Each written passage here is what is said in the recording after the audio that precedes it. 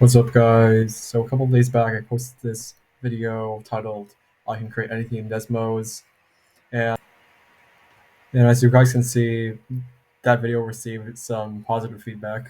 So first, we got a comment from Scalifs asking, "Can you make a bear, but like super cute and adorable? I want to be bear aware." So here's our bear, and almost the entire graph is made in the form of x minus a squared over a squared plus y minus k squared over p squared is 1. And these are ellipses. So h is the horizontal shift, k is a vertical shift, and a is how wide or thin it is, and b is how long it is vertically. So I played around with all of this, and as you can see, all of these are just circles or ellipses moved around, except for the mouth, which was your little equation. But you don't really have to know that. You can make that another way if you want to. And like sometimes when you graph equations, you get a line and not something that's filled in like this. So you want to fix that, you just write a less than or equal to sign instead. But here, you get like this kind of transparent thing with like a darker border, and that's might not be what you want. So if you hold down left click here, you can replace this with a 1 and change this to 0 if you want to. Desmos usually only offers 6 default colors, so you just write like any variable equals RGB and then 3 numbers. It will be saved as a color here. And for RGB codes, you can just search them up and convert from hexadecimal to decimal, or you can just play around with different values. That's what I did. And if you want to change the face, you can also do this instead. Next, we have Chowlocks3840 asking, can you make a Gaussian splatter radiance field? And I don't know what that is, so I spent some time and researched it. So apparently it's supposed to be used to render 3D images, but since my PC is kind of trash, and Desmos can render that much stuff, I did this, which looks pretty cool. So if you want to make a Gaussian radiance field by yourself, you can just this is a function you want to use. So this could be any number, and this could be any number. It's just like the circle where this is like negative h, negative k. This is going to be your center, and this is like how far it's spread or something. And if you add something in front of it, that also affects it. And then you just let it equal to a list A, and let A equals all numbers from 0 points. Yeah, now A is every number from 0 to 1, almost. If you want more detail, you can, of course, increase it, but then that's just going to make Desmos render more stuff, and it's going to get more laggy. And the next step here is to change the thickness of a line here. to a. So the higher a value, the easier it is to see. And you get these things that look pretty cool. And if you wanted to add color to it, you use HSV instead of RGB like we did previously. So a variable let it equal to HSV and 0.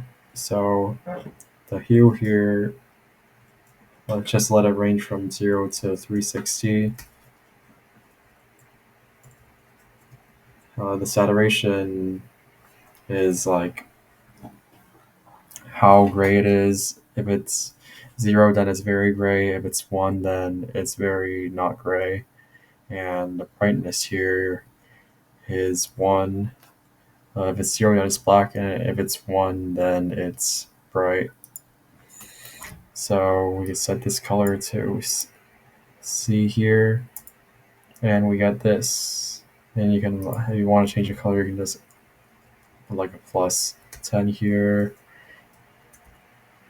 Just play around, and until you find the color you like.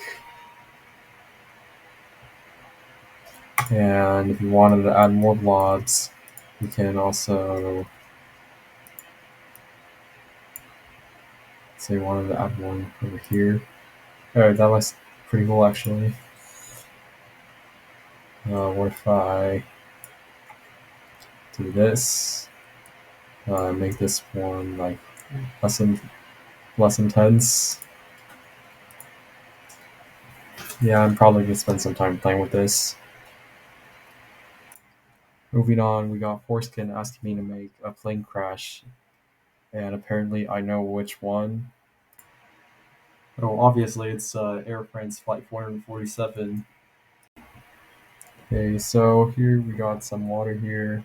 I just let y is less than or equal to 0 and make this custom color. And then if I do this, plane crash.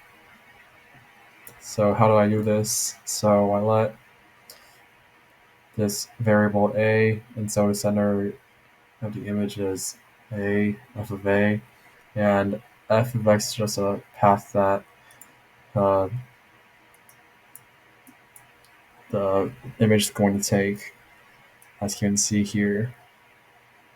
And you can make f of a anything you want. I just use this one.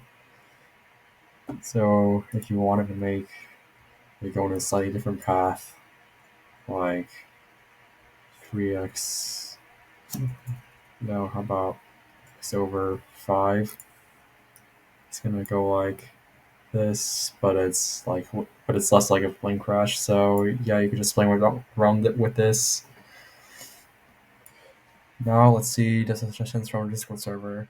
So we got Ham asking me to make a face, which I've done before, but I'll show you guys how.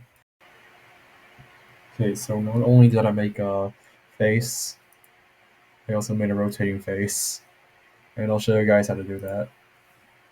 So for the red part, it's just a circle, and I'll show you guys how to do that. And the eyes are also just circles,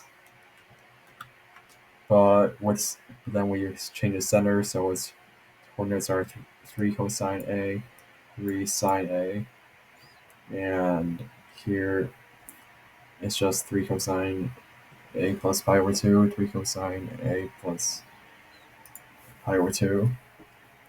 So if you have taken trigonometry, you know the nearest circle, right? So at like 8 degrees, let me just cosine A, sine A. At 8 degrees, the point is at cosine A, sine A. If you multiply both of them by 3, then it becomes a bigger circle. And so, and then for the other eye, I just added pi over 2 to the angle. so it's over here instead of over here. And then for the mouth, I did a parametric equation, which is a variation of 3 cosine pi t 3. So we have 3 cosine t, 3 sine t. It goes from here to here. But then if we want to go further, we can change it to pi t. And so it's like a semicircle. And then I just added a, so it rotates with a, and then added 3 pi over 4, so it goes in this position. And now make sure you just set the animation properties here by just click this part and then click this, so he's in one direction instead of doing something like this. Or unless you want that, that's totally fine. And for our final suggestion, Oikawa asked me to make a banana can desmos, and he even gave me an image. So here it is. For the body, I just did a complicated polar equation, but you don't have to do that. Just an ellipse works fine. And for the arms and legs and the tip, I used something similar to ellipse, but it's different. So you know how ellipse you have all of these square terms. Let me just do that. But if you replace everything with 4s, you get something like a rounded square. And if you change the 4s to a 6 or 8 or 10, you get things even closer to squares. And here, see, it works pretty much exactly the same. So I just played around with that. And the colors here, I also explained already. You can just find the RGB codes online, or you can play around with them. And for the tiers, I didn't like it inequality, so yeah, I could just, yeah, that's better. So this is a system of 4 inequalities.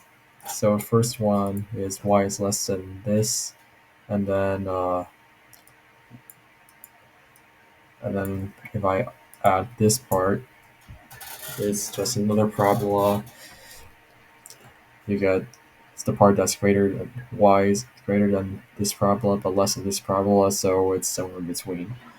And then I also did this, but if you don't, which involves absolute values, but if you don't want to do that, you can just do this and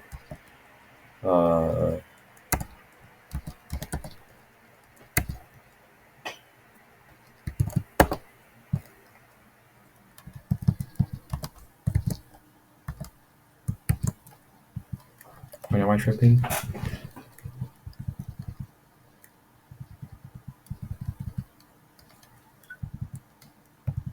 Oh, wait, if you need to put a comma in between, so it's like an or instead of an and. And then finally I have y is greater than 3, or negative 3, so it's like that. And yeah, that's how you make a banana can desmos. Thank you guys for watching until the end. I really appreciate all the positive feedback, and I can't wait to see what else you will suggest. I'm really grateful for all my new subscribers this week, but still only 2% of my viewers from my last video have actually subscribed. Please subscribe, it's free and it means a lot to me. Well, that's it for today's video, and I hope you guys enjoyed. Bye.